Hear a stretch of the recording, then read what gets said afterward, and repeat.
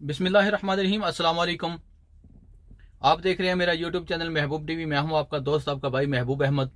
आज हम बात करने वाले हैं ओमान में एनओसी का रूल जो है वो ख़त्म कर दिया गया है। एनओसी ख़त्म कर दी गई है, एनओसी रिमूव कर दी गई है। अब बगैर एनओसी लेटर के अपना वीज़ा एक जगह से दूसरी जगह शिफ्ट कर सकते हैं, अपनी जॉब एक जगह से दूसरी जगह शिफ्ट कर सकते हैं बगैर अरबाब के, बगैर स्पॉन्सरशिप के। अगर आप पाकिस्तान में गए हुए हैं तो भी आप बगैर स्पॉन्सरशिप के, बगैर अरबाब के आप दूसरी जगह वीज़ा लेके वापस ओमान में आ सकते हैं। अलबत्ता अगर आपके ऊपर कोई किसी किस्म की पाबंदी नहीं लगी हुई तो आप बगैर स्पॉन्सरशिप के, बगैर अरबाब के ओमान में दोबारा फिर से आ सकते हैं। दोबारा फिर से आप ओमान में आके जॉब कर सकते हैं, नौकरी कर सकते हैं, कोई भी काम अगर आप करना चाहते हैं तो वो कर सकते हैं बगैर स्पॉन्सरशिप के। मगर उसके लिए गवर्नमेंट ने कुछ चंद शराइत रखी हैं। वो कौन सी शराइत हैं, आगे चलकर मैं इस वीडियो के अंदर एक एक शराइत से पर्दा उठाऊंगा, एक एक शराइत आपको बताऊंगा, मुकम्मल तफसील के साथ बताऊंगा कि वो शराइत कौन कौन सी हैं और किन बातों के ऊपर आपको अमल करना होगा। तो आपका ये वीज़ा जो है बगैर अरबाब, बगैर स्पॉन्सरशिप के एक जगह से दूसरी जगह शिफ्ट आप कर सकेंगे और एक जगह से दूसरी जगह आप जॉब जो है वो शिफ्ट कर सकेंगे बगैर अरबाब और बगैर स्पॉन्सरशिप। इससे पहले कि आपने मेरा चैनल महबूब टीवी सब्सक्राइब नहीं किया तो इसको सब्सक्राइब कर लें, साथ लगे बेल के आइकन को लाजमी से प्रेस कर लें ताकि मेरी हर आने वाली नई वीडियो का नोटिफिकेशन आपको बर वक्त मिलता रहे। और इस वीडियो को लाइक कर दें और अपने दोस्त अहबाब के साथ और फेसबुक पेज के ऊपर, जितने भी फेसबुक पेज हैं हमारे परदेसी भाइयों के, उनके ऊपर इसको शेयर करने की लाजमी से कोशिश करें ताकि मेरी इस बात से बहुत से लोगों का भला हो जाए। इस वीडियो के अंदर मैं आपको आज एक्सप्लेन करने वाला हूँ एनओसी लेटर किसको बोलते हैं, एनओसी लेटर क्यों जरूरी है और एनओसी लेटर अब जो खत्म हुआ है उसके क्या रूल्स हैं और उसके क्या कवानीन है। सबसे पहले मैं आपको मेन वजह बता दूं कि मेन वजह ये बनी एनओसी लेटर को ख़त्म करने की। वो ये वजह थी कि एनओसी लेटर ख़त्म करने का जो मकसद था गवर्नमेंट का वो था इंसानी स्मगलिंग को रोकना। अब आप बोले कि एनओसी लेटर के साथ इंसानी स्मगलिंग का क्या तलक है। इंसानी स्मगलिंग का तलक है एनओसी लेटर के साथ। वो ऐसा है कि अब वीज़े की फीस है 350 रियाल। मैंने वीज़ा ले लिया 750 रियाल का, मैंने वीज़ा ले लिया 800 रियाल का, मैंने वीज़ा 2500 रियाल का ले लिया इस गाड़ी की ड्राइवरिंग का ले लिया मैंने आज़ाद वीज़ा। अब जिस कंपनी से मैंने वीज़ा लिया उस कंपनी के पास तो जॉब नहीं है, उस कंपनी के पास तो नौकरी नहीं है, ड्राइवरिंग का कोई भी उसके पास ऐसा काम नहीं है कि वो मुझे दे सके। उसने मुझे आज़ाद वीज़ा दे दिया, उसने मुझे मेरा पताका लेबर कार्ड बना के दे दिया। लेबर कार्ड लेके मैं बाहर दर बदर घूम रहा हूँ, अपनी जॉब तलाश कर रहा हूँ, नौकरी तलाश कर रहा हूँ। तो वो हो गया आज़ाद वीज़ा। अब आज़ाद वीज़ा की जो अहमियत है वो ओमान के अंदर बिल्कुल भी नहीं है। आज़ाद वीज़ा नामी कोई भी शय ओमान के अंदर है ही नहीं।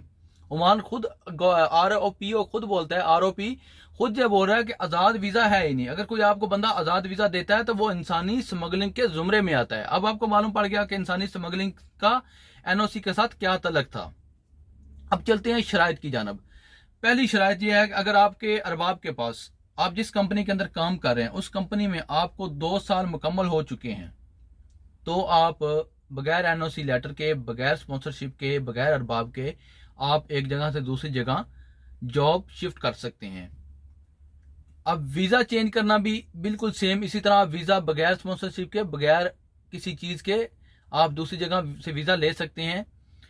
मगर सबसे बड़ी जो मेन वजह है वो ये है कि क्या आपके अरबाब ने और आपकी कंपनी ने आपको लेबर कोर्ट के अंदर रजिस्टर्ड, आपका एग्रीमेंट रजिस्टर हुआ है। जब आप ओमान के अंदर दाखिल हुए थे, जब आपका लेबर कार्ड बन रहा था या जब आपका मजूनिया निकल रहा था वीज़े का, उस वक्त आपके साथ एक एग्रीमेंट किया गया होगा। हम पाकिस्तानी लोग जो है ना, जब किसी को वीज़ा देते हैं, मैं सीधी बात बोल रहा हूँ, मेरी बात का अगर आपको गुस्सा लगता है तो लगे, क्योंकि सच्ची बातों के हमेशा गुस्सा ही लगता है लोगों को। हमारे पाकिस्तानी जो लोग हैं ना, ये अक्सर औकात हमारे साथ एग्रीमेंट नहीं करते। ज़बानी कलामी हम बात करते हैं और हम बोलते हैं जी हम मुसलमान हैं अल्हम्दुलिल्लाह, और हम जिस बात पर, जो बात हम कर देते हैं उस बात पर पूरा उतरते हैं। तो हमारा जो एग्रीमेंट है अक्सर कंपनियों के साथ, हम पाकिस्तानी हैं तो पाकिस्तानी कंपनियों में ज़्यादा आते हैं तो हमारे एग्रीमेंट नहीं होते। सबसे पहली और मेन शर्त यह है कि आपने जब ओमान में दाखिल होना है, आपका जब मजूनिया निकलना है, आपका जब वीज़ा निकला है, उसके साथ आपका एग्रीमेंट अगर हो चुका है, वो एग्रीमेंट लेबर कोर्ट में ऑनलाइन होना चाहिए।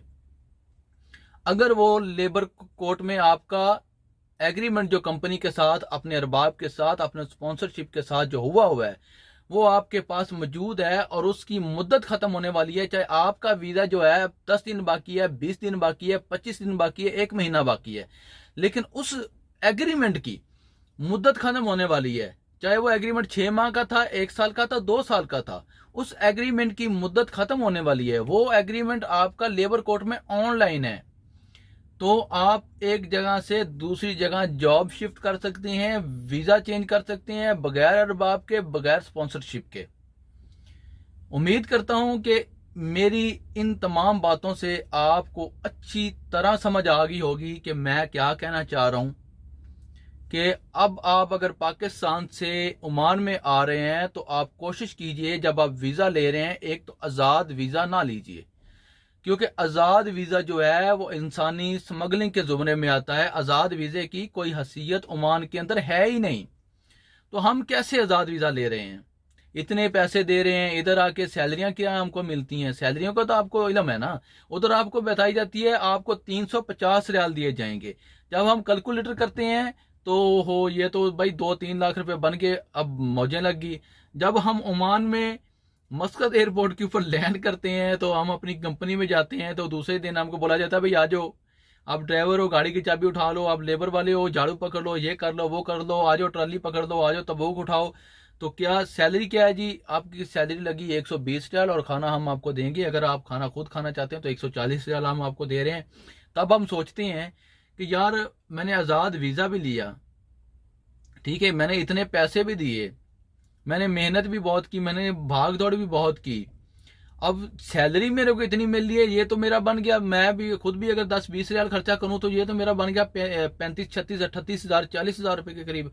तो ये तो मेरे 2 साल में वीजा का पैसा ही खलास होगा। तो इसलिए मेरे भाइयों, आपको इस बात को समझने की जरूरत है। कोशिश करें कि जब भी आप वीजा लें न्यू, तो आजाद वीजा ना लीजिए, क्योंकि ये इंसानी स्मगलिंग के जुमरे में आता है। तो मैं आपसे गुजारिश करता हूं, आपसे रिक्वेस्ट करता हूं कि आपको एनओसी के हवाले से जो है तमाम बातें आपके इल्म में आ गई होंगी। इस वीडियो को लाजमी से आपके ओमान के अंदर जितने भी फेसबुक पेज हैं, उन तमाम फेसबुक पेजेस के ऊपर इस वीडियो का लिंक लाजमी से शेयर कीजिए कि मेरी एक बात से किसी भाई का भला हो जाए।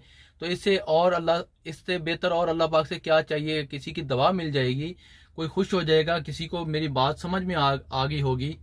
एनओसी के हवाले से जो रूल्स हैं वो मैंने आपको समझा दिए, इंसानी स्मगलिंग के हवाले से भी आपको समझा दिया। इस वीडियो को लाइक कर दें, मेरे चैनल महबूब टीवी को सब्सक्राइब कर लें, साथ लेके बेल के आइकन को भी लाजमी से प्रेस कर लें, ताकि मेरी हर नई आने वाली वीडियो का नोटिफिकेशन आपको बर वक्त मिलता रहे। एक गिला एक शिकवा मैं आप तमाम दोस्तों से करना चाहता हूँ।